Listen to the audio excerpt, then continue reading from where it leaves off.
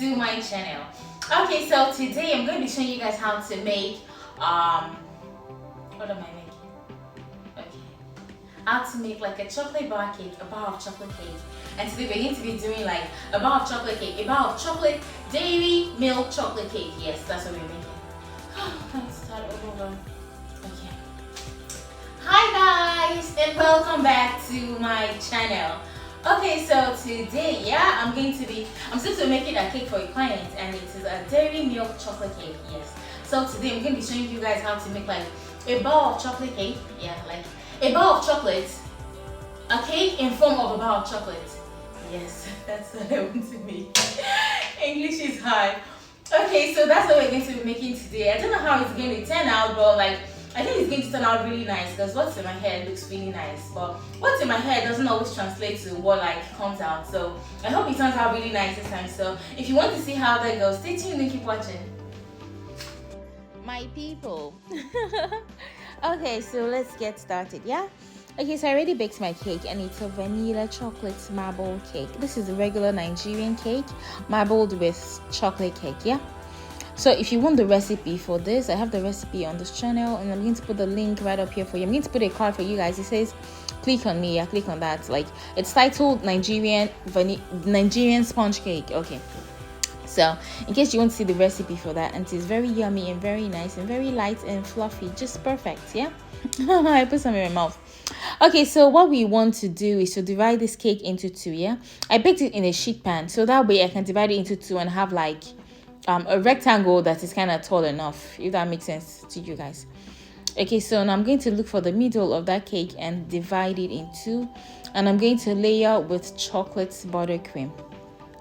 Okay, so this buttercream, yeah, if you want the recipe for this buttercream, it's my Ukrainian buttercream. Yeah, Nigerian cake, Ukrainian buttercream. So cool. Okay, but before then, let me show you how I make my chocolate ganache for my cakes. For this cake, normally I use white chocolate ganache, but for this cake we're going to be using a dark chocolate ganache because the chocolate inside is going to be like regular chocolate color, so you guys get. So we're not going to be covering that part with fondant. Okay, so for this, what I do is I use a recipe for dark chocolate ganache. I use a recipe of 1 to 3, like 1 part cream and 3 part chocolate. So if you're using 300 grams of dark chocolate, you're going to be using 100 grams of cream. Yes, and your cream, make sure it's at least 30% cream. Like, you don't want to use low fat cream or anything, okay, because you see the result in your ganache basically. Okay, so you want to put it in the microwave for a few seconds and stir. You don't want to put it for too long because that way you burn your chocolate, and that's not what you want. Okay, so what you want to do is put it back in the microwave for a few more seconds and then come back and stir. Don't wait for it to completely melt in the microwave. It's the agitation of chocolate that melts it. I can't count how many times I've said this on this channel. Like, don't wait for it to finish melting in the microwave because you don't want to burn your chocolate. Just agitate it with your spoon or with your spatula, and it will melt itself in the gooey warm chocolate. Okay, so once we are done, that's how to make your chocolate ganache. So once we are done, we're going to layer in buttercream, and today I'm going to be using my Ukrainian buttercream. If you want the recipe for this, yeah, that just went in my mouth, I'm sorry. Okay. Okay, so if you want the recipe for this, it is on my channel, and I'm going to put the link right up here. Yeah, there's a card right up here, and it says click on me. Yeah, click on that. That's the recipe for this Ukrainian buttercream. It's a 2-ingredient buttercream, and it is wonderful. It is not extremely sweet, it is not gritty like American buttercream, and it crusts like a dream. Like, I'm not even messing with you guys, it crusts like a dream, and it pipes wonderfully too. So make sure to check that out. Click on the card above to watch that. Okay, so I'm going to be putting like a tiny board underneath my cake, and that's because we're going to be flipping a lot. And you know, like when you stick your cake to the board you're going to be using, when you're flipping it, it will damage the cake. So for this cake, I'm going to be flipping it a lot. So I'm going to put another board underneath so I can have more control over how it moves and like how to flip it and everything. Okay, so what you want to do is you want to make sure your cake is layered, because you don't want like it's leveled. You don't want a part like bulging over the other. You don't want maybe a part that is tall and a part that is low, kind of, just make sure it is leveled. And then we're going to spread our buttercream all around. I don't know what I went there. Anyways, we're going to spread our buttercream around, like make sure it gets to the edges of the cake, and you don't want to put too much so it won't be bulging out. Yeah, you just want to put just enough. And for my cakes, I don't use simple syrup because they're usually very moist when I bake them. My recipe makes really moist cakes, but in your case, if you need simple syrup for your cakes, yeah, plus Nigerians don't really like cakes that are too like mushy and too soft and everything, so and my recipe makes like just perfect texture of cake for like what Nigerians are used to. And most of my customers are Africans and Nigerians, so if you need simple syrup for your cake, I have four recipes. Like if I have four different recipes for simple syrup on this channel, and I'm going to put the link right up here. It says click on me. Yeah, click on that. You can see how to make 4 different kinds of simple syrup that you can use for your cakes. Okay, so guys, what I'm doing right now is cutting off the edges. So I made some lines like very close to the edges of the cake, and then I'm trimming those lines downward in a diagonal format. Yes, manner, whatever. Anyways, hope you guys can see what I'm doing. So what I'm doing right now to the top, where like I'm creating like I don't know, like just towards the middle. Can you guys see? I don't know how to explain that, but I hope you can see and understand what I'm doing by just looking without my explanation, because English is failing me this morning. Anyway, so what I'm doing, what I did to the top, I'm also going to do to the bottom. The reason is because when you have a bar of chocolate, it's not just for this Milky Way or for this this brand of chocolate I'm making. This is the shape it has. So regardless of depending on what brand of chocolate you're making, like try to like follow the shape it has. Okay, so for this one, I'm going to make a line in the middle, and around that line I'm going to make 2 lines and then try to cut it out. I don't know if you saw what I just did. Yeah, so I made a line in the middle. I made 2 lines just like parallel to it by the sides, and I'm using those 2 lines to cut it. That's the same thing I'm going to do to this middle. So I'm going to divide this cake into 2, yeah, the same thing, and then I'm going to make a line, yeah, and then another line beside it, and then go deep inside and try to cut stuff. Yeah, that's what you want to do. And I'm going to do that for half of the cake, but the other half I'm not going to touch it because it is going to be covered in fondant. Yeah, but this part like shaping out for the chocolate won't be covered. That's why I'm shaping it like that. But for the other half, I'm not going to repeat the same thing because it will be covered in fondant. Okay, so now once it is clean like this, we are going to start covering our cake in ganache. Okay, so your ganache, you want to make it beforehand so you can have this consistency.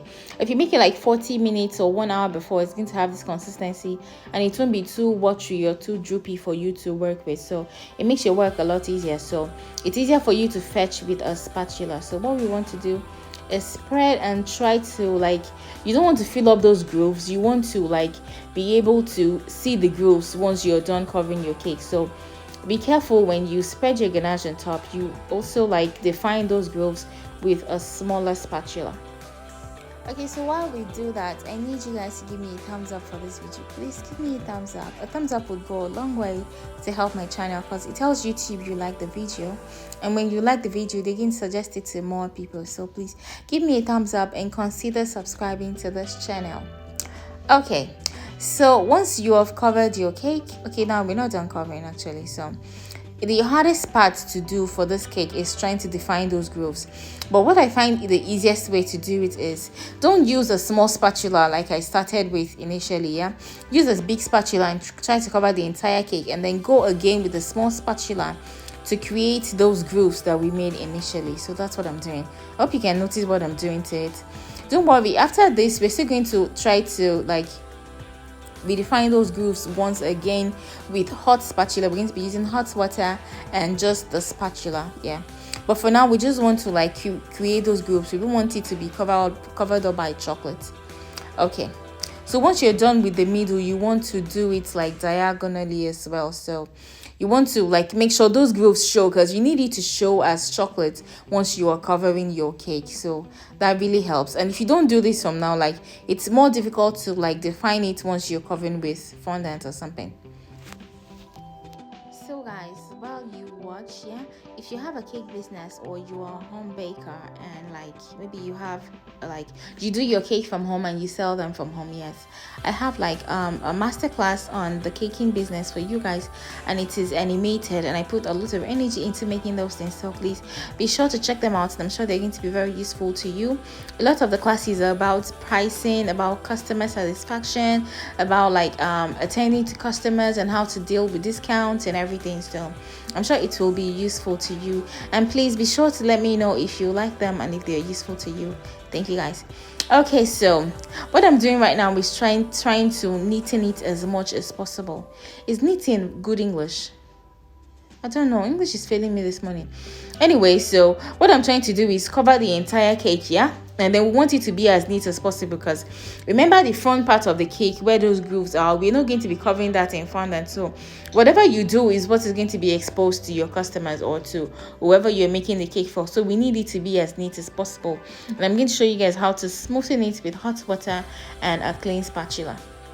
Okay, so at this point I'd already like applied everything, so I'm going to show you how to smoothen it. So you need the same spatula you're using, preferably a small one, and maybe a napkin or a tissue paper and very hot water. So what you're going to be doing with that is you're going to be using the hot spatula to like move it around and shaping and knitting it as much as you can.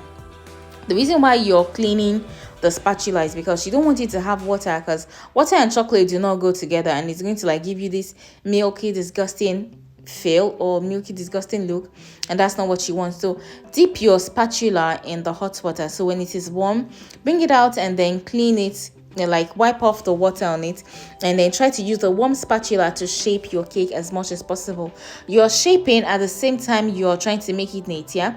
We are trying to make that shape, those grooves, really nice and well defined and really pretty, because remember we won't be covering that part in fondant, so you want it to be really nice and very neat and like well shaped, yeah. Okay, now that we are done, see how nice it looks. I didn't bother shaping or knitting the bottom part because we're going to be covering that part in fondant, but the top part, like I cleaned it really well and like it looks really nice and well done. So we're going to turn the cake around because I want my cake to stay on my board kind of like this, not in the other manner I did it initially. Okay, so now I already took this fondant and I already colored it. So now, okay, I put too much cornstarch. Okay, so now I'm going to roll the fondant. Yeah, I'm sure you guys have heard like maybe tips and tricks on how to roll out fondant and how you should only roll in one direction. It's a lie. They're all lies. Yeah. Cake decoration should be fun, and like you should do whatever is convenient for you. For example, for me, I don't know how to roll in one direction, so I go in different directions and try to roll my cake as possible, as my fondant as much as possible. The only thing you have to bear in mind when you're rolling fondant is the shape of your cake. For example, our cake is kind of rectangular, so you want to move in that shape. You don't want to roll a circular fondant when your cake is maybe rectangular or it is square. That way, like you might not be able to cover some parts, so just bear that in mind. And if you need a video on how to roll fondant and cover your cake, I'm going to put the link right up here. I have a video for that on this channel. Basically, I have a video for everything on this channel. Okay, not everything. Okay, so I already took I already cut out the part that would be in the front because I want the front to be really neat, and then I'm going to cover the cake. Remember I told you guys that the bottom will be covered and the front won't be covered, so this is what I want to do. And unlike just regular cakes, I'm not going to just cut out the sides, yeah. I'm going to use scissors to trim it out because I want some so I can wrap it around so it can look like a sachet of chocolate. I don't know if you guys understand me, but don't worry, you soon understand what I'm saying once I do it. So the excess by the sides, I'm not going to cut it off because I want to wrap it around so it will be like a sachet of chocolate. Okay, so what I want to do in this part is to take another board that I used for a cake like the day before, yeah. I used it for a cake, so I'm going to put it on top. You just make sure it is neat, the top is neat, yeah. And then I'm going to put it on top of the cake, and then I'm going to flip it. And what that does is that way I'll be able to control the back fondant. I'll show you what I'm trying to say now. Okay, so we're going to wrap it around. That way the bottom comes as if it is a sachet and it is sealed like a regular sachet. Yeah, I hope it makes sense right now. Okay, so this is what you want to do. Just wrap it around instead of cutting it, and then flip it back on your regular cake board, and then you see like the shape I'm going for. Okay, so this was the reason why I put something underneath, because we'll be flipping. Yeah, that was the reason why, because when you flip, like, you want the cake to flip on its own. You don't want it to be sticking to your board and making your work hard. Okay, so now I'm going to use the scissors and cut out the excess at the bottom. And you don't want to cut out everything, because you want to be able to create the fringe of the sachet, if that makes sense. Yeah, so press it together and try to like cut with the scissors. And then we're going to use a fork, but in my case I didn't use a fork. I used a manual dicer to make those lines that you see on like chocolate sachet or sachets of biscuits and stuff. I'm going to show you what I mean right now. Okay, so as you can see, what I'm doing right here is using some pieces of fondant to support it, because I want it to dry like that. So I'm going to support it for I made this cake about 6 hours before it was due, so it will dry like in that shape. Okay, so once like I've supported it in the shape I want it to be, I'm going to take a dicer. You can use a fork if you want, but like I wanted the lines to be really thin, so I'm using like my manual dicer to do this. Okay, so it's just to give you those lines you see at the back of sachets, like chocolate sachets or biscuit sachets and stuff. So I want it to look like this is the bottom of the sachet, and this, like, the other part is the top of the sachet. If that makes sense. Okay, guys, so once we are done with the bottom of our sachets, the next thing we want to do once we've done the bottom is to do the top part of the sachet, where the sachet is folded back because you've opened the chocolate. Did you get, like, you know, when you open the chocolates if you open chocolate from the top, like, you kind of drag the sachet backward. Yeah, that's the part we want to make right now. So we're just going to roll out some fondant, and you want to roll it really thin so that we can fold and get those like perfect folds. Okay, so what we want to do, it doesn't have to be perfect. You know how you just randomly pull the sachet back from the top of the chocolate for it to reveal the top where you like bite into first? Yes. That's what we want to do. But before that, yeah, what you want to do is put the logo of the chocolate first. So I made sure the logo I made sure like the fondant color matches the logo of the chocolate, so like it kind of will like blend seamlessly into it. Okay, so guys, what you want to do is to cut the logo to the size of the sachet, since we already rolled out the top part of the sachet. Yeah, and then we're going to apply with some water and make sure it sticks. And then now let me show you guys how to roll this. You know how you roll as if you want to make a bow? Yeah, that's what you're doing. You're rolling and turning, rolling and turning, rolling and turning.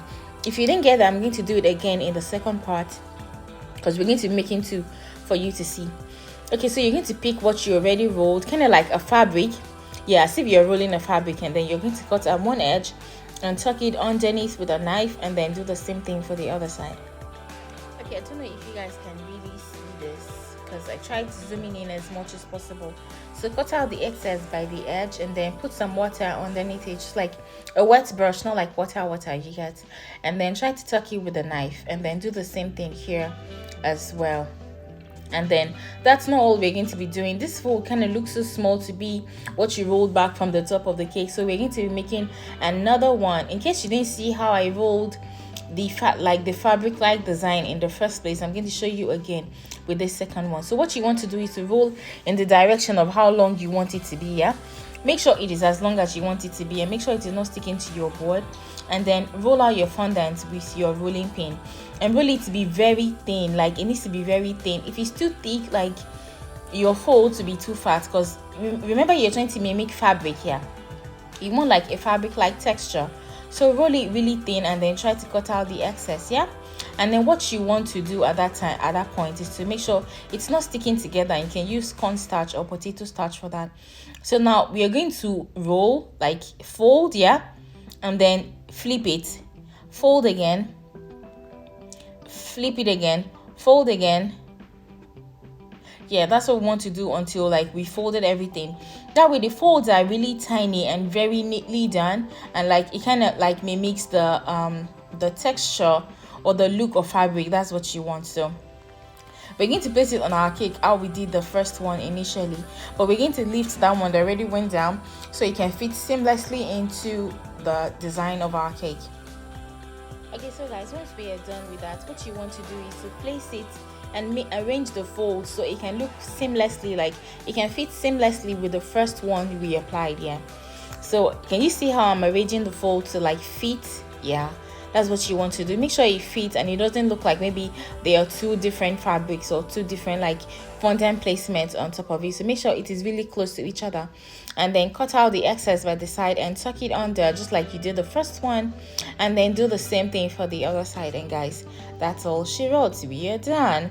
The only thing you have to do after this is to clean up your board and then clean up your cake. And how I clean up my cake is with a steamer.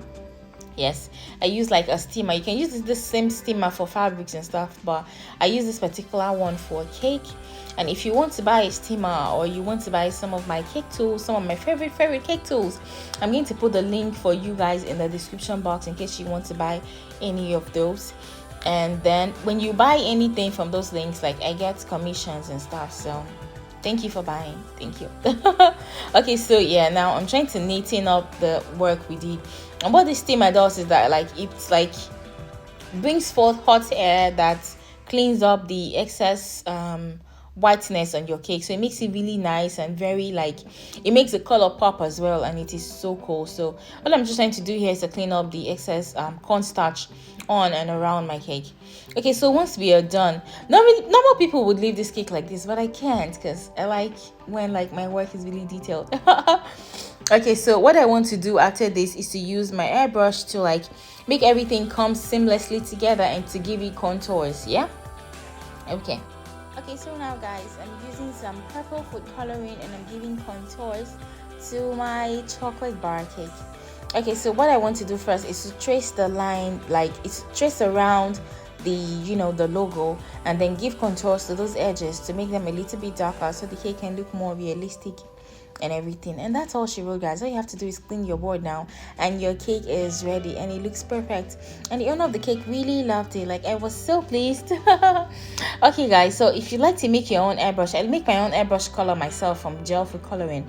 And if you want to do that so you don't have to buy airbrush color all of the time, click the link right up here above here, yeah, to watch how to do that. And if you'd like to buy your own airbrush machine, there's a link for you to buy it in the description box below. So thank you guys, and thank you for watching. I hope I didn't bore you, and I hope you learned from this video, and I'll see you in my next tutorial. Bye.